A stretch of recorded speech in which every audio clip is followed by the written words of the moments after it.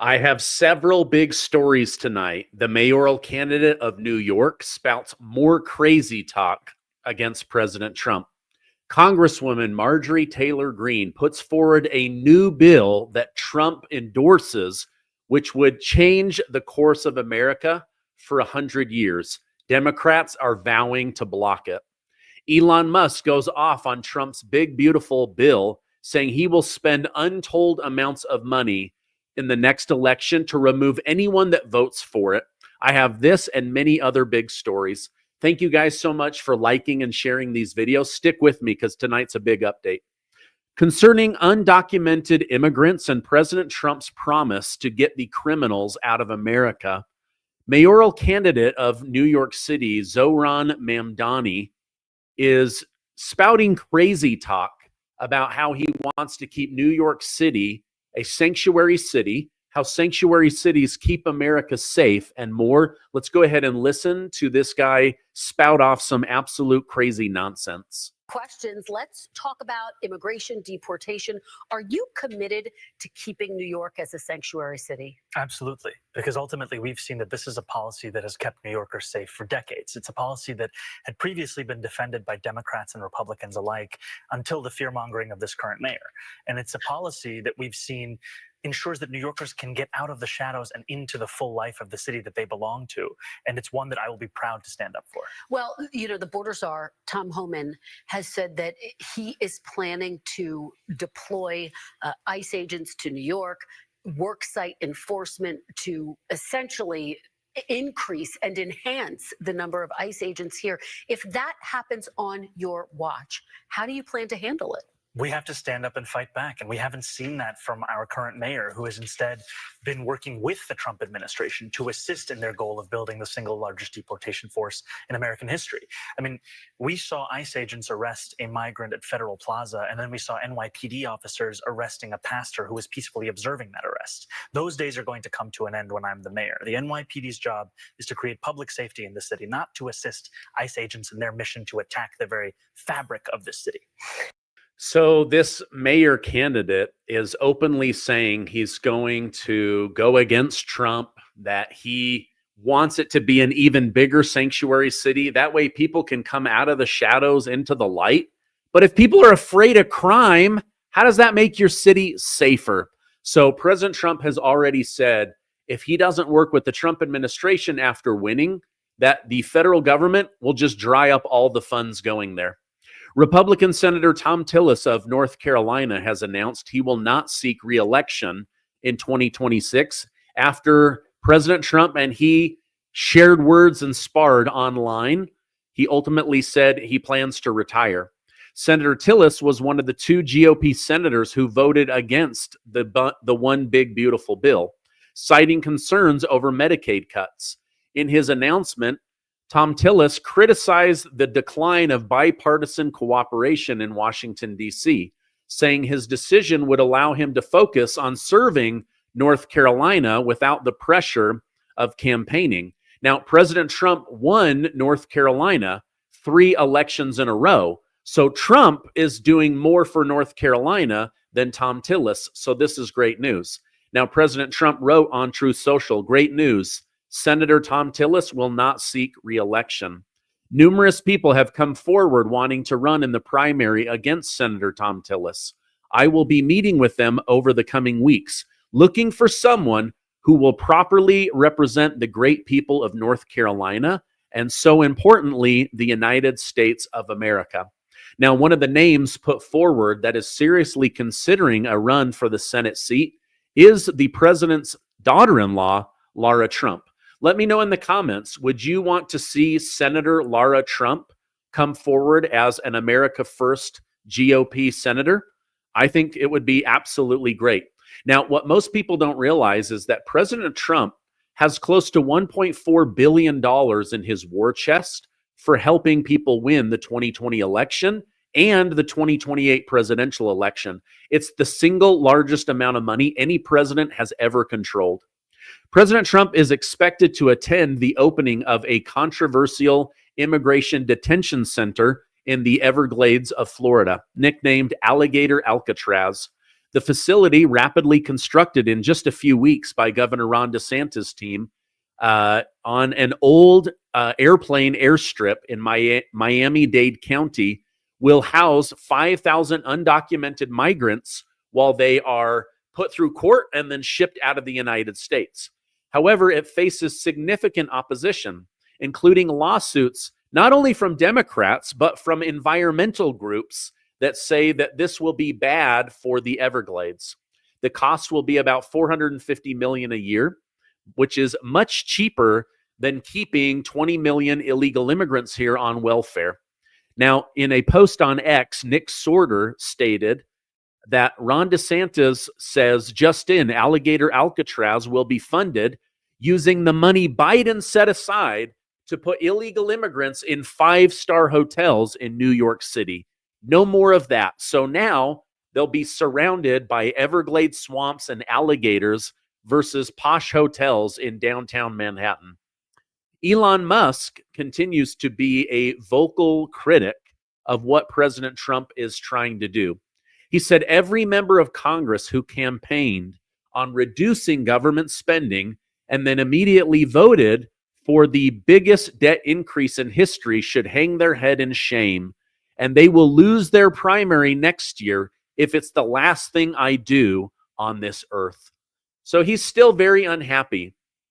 He believes that this was the time to reduce the national debt. And I agree. I mean, I'm mad about it too, but I think things have to be done in steps. And right now, you can't shut down the federal government, and you cannot. I think if President Trump's 2017 tax cuts weren't on the line, this wouldn't be as big of an issue. But if this bill doesn't get passed and taxes jump by 68% on most Americans, then Democrats are going to win the 2020 election. So it's paramount that this get pushed through. Now, Elon Musk said he believes that this will lose American jobs and hurt America in the long run. He's specifically mad about adding to the national debt when President Trump promised to cut fraud, waste, and abuse. It seems Elon Musk is now saying that fraud, waste of time, and abuse of American taxpayers is members of Congress. So he will be throwing money at anyone that he believes will be able to unseat people that he no longer has faith in. But Elon Musk has to realize that we didn't get into this situation overnight, and we're certainly not going to get out of it overnight either. Now, the current U.S. Treasury Secretary, Scott Bessent, had some really incredible commentary on this. So let me go ahead and pull that video up, and then we will watch it together. I think everyone believes that this is a start. So it's an 11% cut in non-discretionary spending, and we're going to go from there. So we didn't get here all at once. We've gotten here 20 or 40 years, and we are going to bend the curve, bring the debt levels down. I'm a fiscal hawk. I've had a lot of very good meetings with that group, and I think we're all on the same page on how to grow the economy while controlling and bringing down expenses. So this is something that has to be done in steps. President Trump hasn't even been in for 200 days yet, and this bill has to get passed. It not only affects 2026, but 2028, and he wants the MAGA platform to be able to continue, and he also knows that he has to rein in the spending, or else he is going to look like a fool. And so I believe Elon Musk is trying to corral the president, but he doesn't like that, right? Like, he wants the freedom to be able to do what he wants and bring in those tariffs and then drive down the debt. And I think that we are going to see that, but he's right. This didn't happen overnight, and we're not going to get out of it overnight. All right, now I have some really big stories, including one from Marjorie Taylor Greene that I believe could change the course of America. But first, tonight's sponsor. This month, Tax Network USA proudly celebrates Pride in America Month, honoring freedom, resilience, and financial independence. To mark the occasion, they're offering 10% off all services for a limited time. If you're dealing with back taxes or miss the April 15th deadline, don't wait. The IRS is stepping up enforcement fast. Penalties can add up quickly, up to 5% per month, maxing out at 25% of your total tax bill just for not filing. That's on top of what you already owe.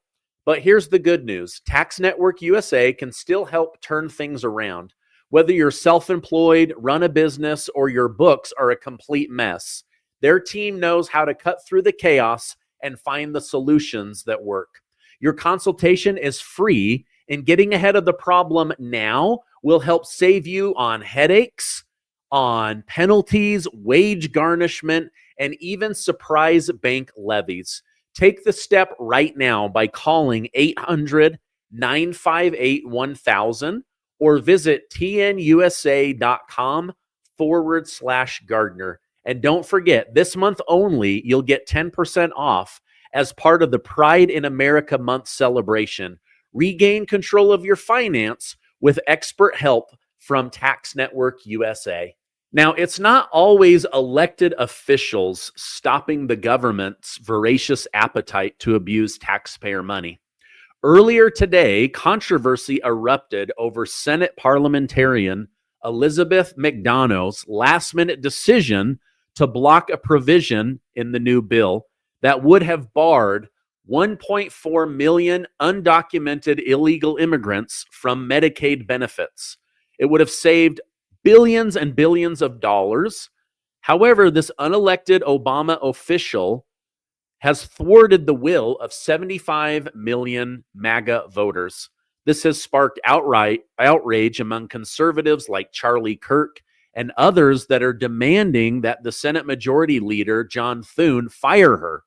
However, McDonald defended herself, saying, hey, listen, Republicans, in 2021, I also pulled out of Biden's bill the guaranteed $15 minimum wage, underscores her significant and unaccountable influence.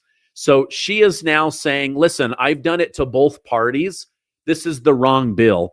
But many Trump supporters are not happy with her. Let me know in the comments. What do you think? Do you want those 1.4 million undocumented illegal immigrants removed from the American Medicaid program? I do. Like, hey, I don't mind. You go into emergency room, you're illegal, we fix you up, and then boom, you're on a plane back to your hometown. So we're not going to deny you medical care, but we're not going to give it to you for the rest of your life, right? Like there's a major difference. And I believe that is what needs to happen here.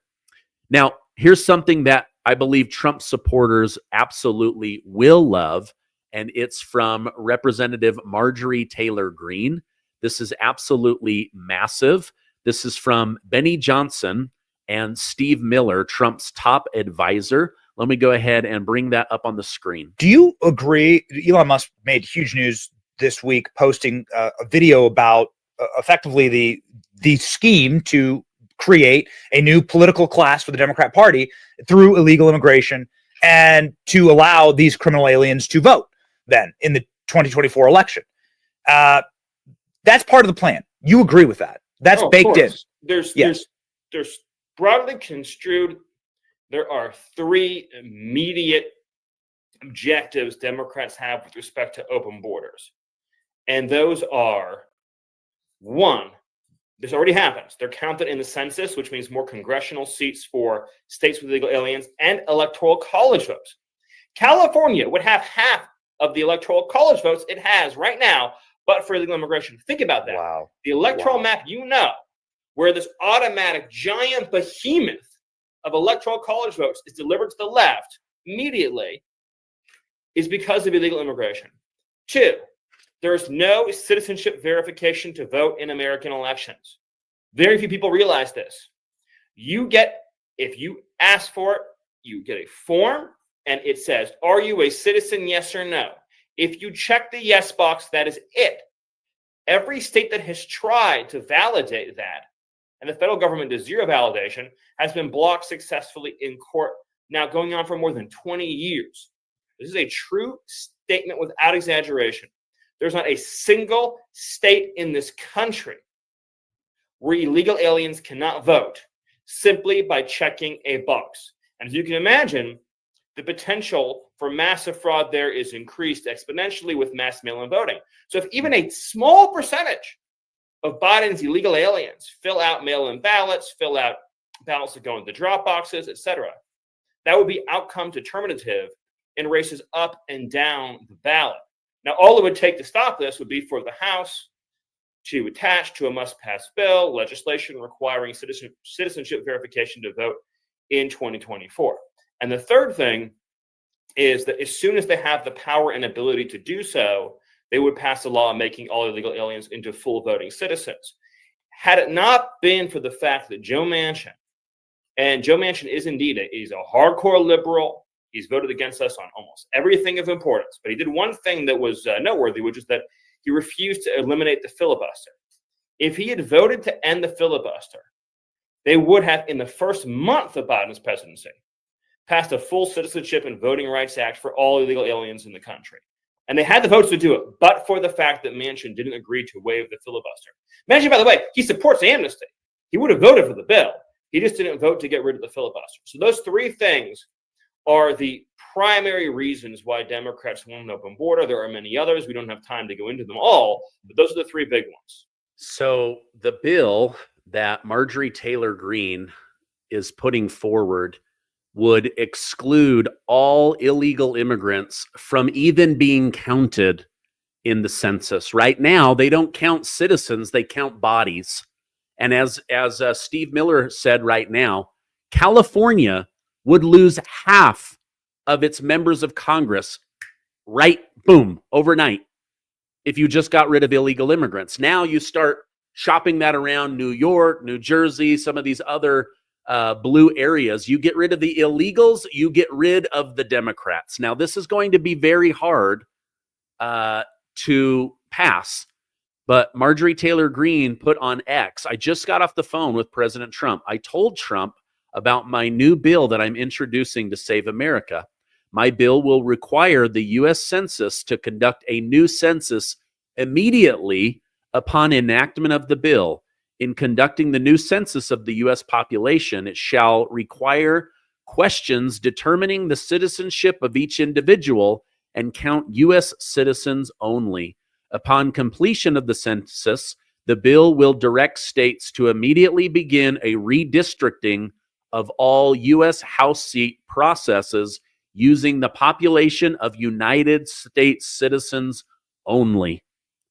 This is huge, huge, huge. So it's going to be an uphill battle. I don't know how they get this passed because the Democrats, they're going to lie. They're going to say, this isn't why we want illegals, but it's 100% why they want illegals. So you get rid of them, you get rid of the Democrat Party. They literally, it's like getting rid of USAID. Now the DNC is bankrupt. So you go after the money, now you go after the seats, and boom, you will see that the United States of America is more red and more conservative than any of us would ever know, including the great state of California. All right, let me give you some international updates. In Iran, Iran's UN ambassador, Amir Saeed Iravani, reaffirmed Iran's commitment to continuing uranium enrichment for its peaceful nuclear program, emphasizing that it must take place on Iranian soil. In an interview with Al Monitor, Iravani stated that while Iran is open to regional cooperation, such as a nuclear consortium, it will not relinquish its sovereign right to domestic enrichment. Iravani stressed Iran's adherence to the Nuclear Non-Proliferation Treaty and its willingness to engage in negotiation, but firmly rejected demands for zero enrichment. He also addressed the Iranian parliament's suspension of cooperation with the IAEA, citing the agency's failure to condemn attacks on Iran's nuclear facility. Let me sum this up. As soon as they can, they are going to rebuild. Now, if you missed my broadcast from earlier today, I had a breaking news story that Iran has declared fatwa and is calling for an uprising, the waking up of sleeper cells, and the assassination of President Donald J. Trump. So this is serious business, what is going on. In Ukraine, it's not looking good. Russia has launched its largest aerial assault on Ukraine since the war began, unleashing 477 drones and 60 missile attacks across Ukraine. Ukraine's forces reportedly intercepted 475 of the 537 projectiles. Both sides may be inflating their success rate. It was also confirmed that a F-16 fighter jet was shot down and the pilot was killed. Volodymyr Zelensky honored him by saying that he was a hero in their attempt to broker peace with Russia.